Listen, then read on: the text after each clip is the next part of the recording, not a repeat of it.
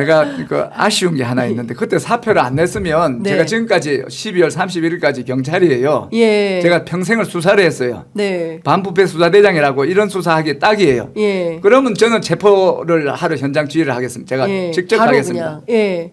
그걸 너무 하고 싶어요. 네, 너무 안타깝습니다. 예. 그때 사표 내지 말았어요.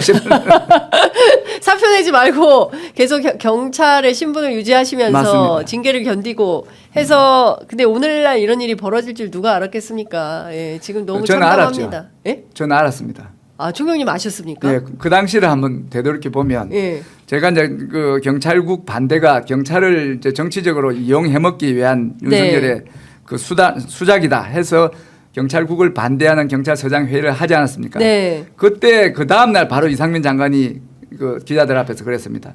하나의 12.12 구태타하고 무엇이 다르냐? 총경 회의를. 예. 예.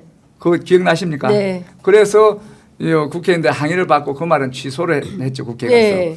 그래서 제가 국회에 이제 정언하러 가서 제가 그랬습니다. 어떻게 생각하느냐? 네. 이 지금 경찰이 정치적인 중립을 막으려는 이 사람들이야말로 구테타 일당입니다. 네. 이렇게 이야기한 게 국회 속기록에 있습니다. 네. 예. 그러니까 최근에 기자들이 그때 어찌 알고 그런 예지력으로 그런 말을 했느냐. 제가 그랬습니다.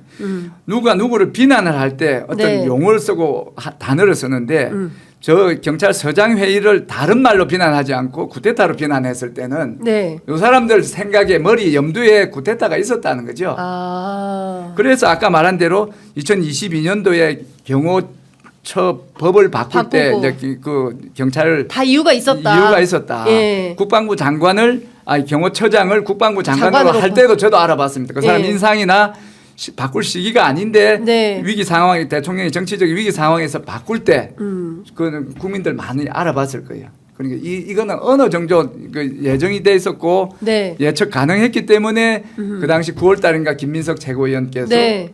구태타 하지 마라 이렇게 이야기를 한 적이 있죠. 네. 그러니까 사실은 그 막 모든 사람들이 21세기에 뭐 말도 안 되는 얘기다라고 했지만 그 말도 안 되는 일을 현실로 만든 윤석열이 바로 그 장본인인 상황이고 맞습니다. 사실은 민주당에서 끊임없이 경고 사이렌을 보내면서 위기감을 발동했기 때문에 즉각적으로 150명 이상의 190명에 해당하는 국회의원들이 모여서 이것을 그 해제할 수 있는 힘이 발동했었던 거다. 저는 이제 그런 생각이 들었습니다. 왜냐하면 그리고 네. 이게 위기가 끝난 게 아니고 예.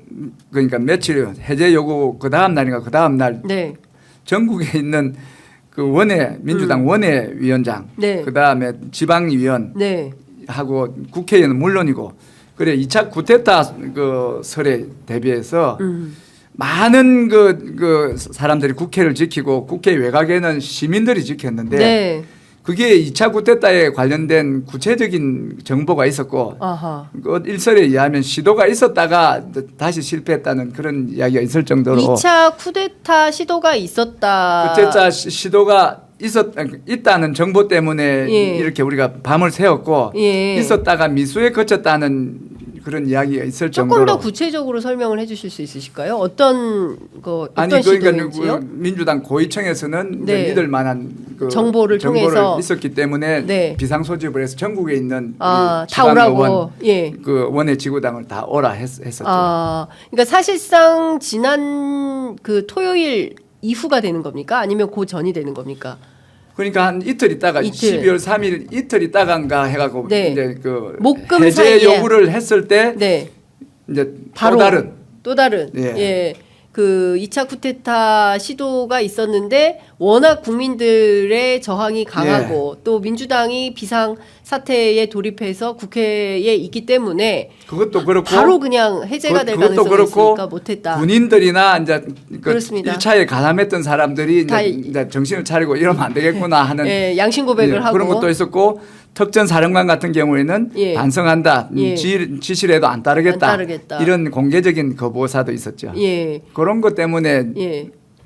좌절된 것이 아니냐. 근데 또 특전사령관 같은 경우는 일부 거짓말도 있습니다. 거짓말이 있었죠. 예, 707 특임단장에 밑에 의하면 직원들이 완전히 하면. 또 다른 네. 얘기고 그러니까 뭐 얻어맞으면서까지 누가 때린 건지는 알 수 없지만 그 그 소령급 영관 같은 경우에는 뭐 얻어맞으면서 빨리 가서 국회의원 잡아와라 이런 얘기를 들었다는 것이고. 특전사령관은 예. 그 테이저건을 계엄사령관한테 그렇습니다. 요청을 했고 사용을 요청을 예. 했고 그냥 준비를 시켰는데 예. 이제 위장하기 준비를 시켜놓으니까 헬기가 준비가 안 되고 맞아요. 헬기 준비 안 된 걸 갖고 화를 화를 많이 냈다 많이 뭐 냈다. 이런 구체적인 예, 그래서 늦어졌다. 예.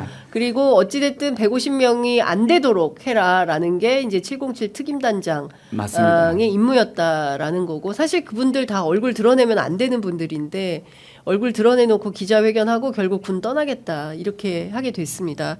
한 사람의 오판, 한 사람의 욕심 때문에 지금 전국이 예, 경제가 출렁이고 지금 이러다가 나라가 큰일 나겠다라는 달러값이 이렇게 많이 올라가고 이 과연 감당이 누가 결국엔 국민 전체가 나서서 이 문제 이 피해를